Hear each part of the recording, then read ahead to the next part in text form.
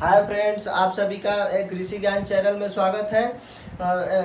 ACR जो notice जारी की है और उसके लिए एमएससी एलिजिबल होना चाहिए। हम एमएससी एलिजिबल है तो हम क्या साइंटिस्ट बन सकते हैं। इसके पहले क्या थी कि हम पीएचडी यदि एलिजिबल है तो साइंटिस्ट बन सकते थे, लेकिन हिमांशु पाठक जी द्वारा ये हुई है, यानी एसीआर ने एक नोटिस निकाली है। ठीक है, तो एसीआर ने नोटिस जो जारी की उस नोटिस में लिखा गया है क्या कि यदि हम एमएससी एलिजिबल है, यानी कि क्या एमएससी एलिजिबल है तो हम क्या कर सकते हैं, एग्जाम देकर क्या साइंटिस्ट बन सकते हैं, यानी कि एमएससी एलिजिबल साइंटिस्ट बन सकते हैं।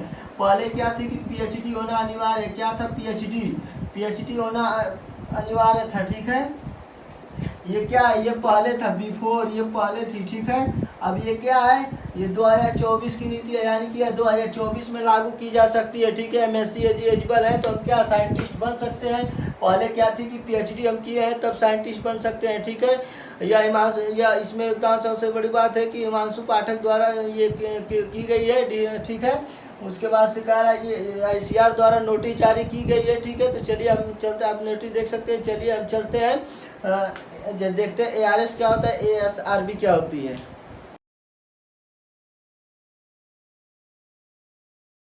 ठीक है, तो चलिए हम जानते हैं।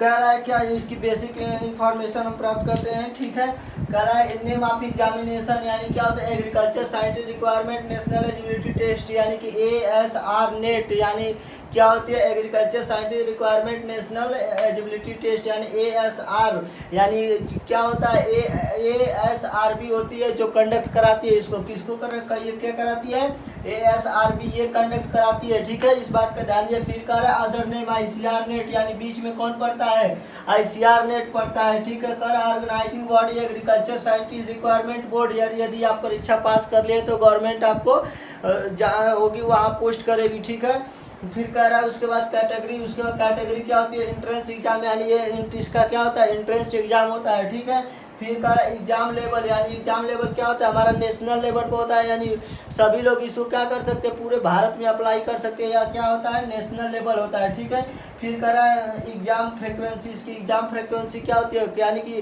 वंस ए ईयर, यानी कि साल में एक बार आती है। ठीक है, फिर कह रहा है एप्लीकेशन मोड, यानी एप्लीकेशन मोड इसका क्या होता है, ऑनलाइन होता है, यानी एग्जाम या क्या होता है ऑनलाइन होता है। ठीक है, कर एग्जामिनेशन लैंग्वेज, इस एग्जामिनेशन इसका लैंग्वेज क्या होता है, तो हिंदी और इंग्लिश दोनों में दे सकते हैं। फिर कह रहा है इसका ऑफिशियल वेबसाइट क्या होता है, ASRB यानी कि .org.in होता है। ठीक है, तो ये होता है हमारा ASRB और ARS। ठीक है, तो इसको हम चलते थोड़ा जानते हैं। इसके बाद यानी 2023 के यानी कि ये मई जून के करीब हुआ था, ARSB का एग्ज़ाम हुआ था, ASRB का एग्ज़ाम हुआ था। ठीक है, तो उसमें क्या दिया था, हमारा एलिजिबल था कि यानी कि आप में हम लोग में मिनिमम एज क्या थी, इसमें मिनिमम एज क्या थी तो 21 थी, और मैक्सिमम एज क्या थी तो 35 थी। इसको कैटेगरी वाइज बांटा गया है। ठीक है, तो मिनिमम एज हमारा 21 था और मैक्सिमम एज क्या थी 35 थी।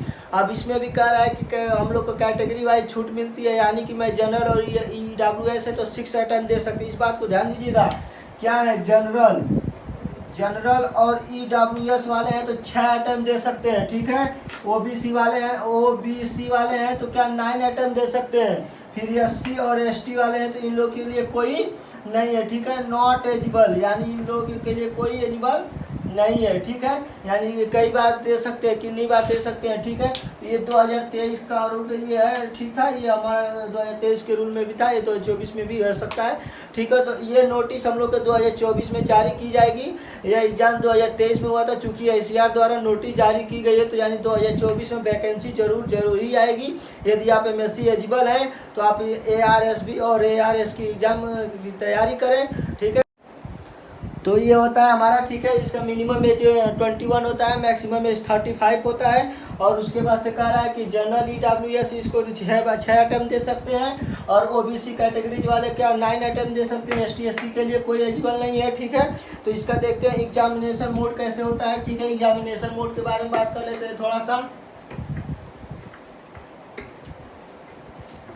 कह रहा है एग्जामिनेशन मोड, इसका एग्जामिनेशन सिलेक्शन भी कर सकते हैं, एग्जामिनेशन मोड भी कर सकते हैं। सिलेक्शन यानी कि इसका एग्जाम होता है, जो ARS का एग्जाम होता है हमारा क्या होता है, रिटन होता है। कौन सा एग्जाम होता है, रिटन एग्जाम होता है। रिटन रिटन एग्जाम का मतलब क्या हो जाएगा, ऑफलाइन होगा। क्या होगा, ऑफलाइन होता है। ठीक है, ये कितने मार्क्स का होता है, 300 मार्क्स का होता है। ठीक है, दूसरा करें रिसर्च। रिसर्च मोड होता है, यानी रिसर्च मोड कितने मार्क्स का, 40 होता है। यानी कि हम जहाँ जाएंगे वहाँ रिसर्च करेंगे तो हमें उस पर कितने मार्क्स मिलते हैं, 40 नंबर मिलते हैं। ठीक है, फिर लास्ट हमारा क्या होता है, पर्सनल, यानी पर्सनल इंटरव्यू होता है। इंटरव्यू तो एग्जाम में होता है, बड़े बड़े एग्जामों में होता है, देख सकते हैं। पर्सनल ये 60 नंबर का, टोटल हमारा कितने मार्क्स का होता है, 400 मार्क्स का होता है। ठीक है, सिलेक्शन यानी कि ARS एग्जाम रिटेन एग्जाम होता है जो 300 मार्क्स का होता है। रिसर्च मोड होता है जो 40 नंबर मिलता है। फिर का पर्सनल इंफॉर्मेशन होता है जो 60 नंबर का होता है, जो टोटल हमारा कितने 400 नंबर का होता है। ठीक है, इस प्रकार की जानकारी प्राप्त करने के लिए आप हमारे कृषि ज्ञान चैनल से जुड़े रहिए। एग्रीकल्चर से रिलेटेड कोई भी जानकारी प्राप्त करना हो तो आप हमारे कृषि ज्ञान चैनल से संपर्क करें, हमारे कृषि ज्ञान चैनल से जुड़े रहें। ठीक है।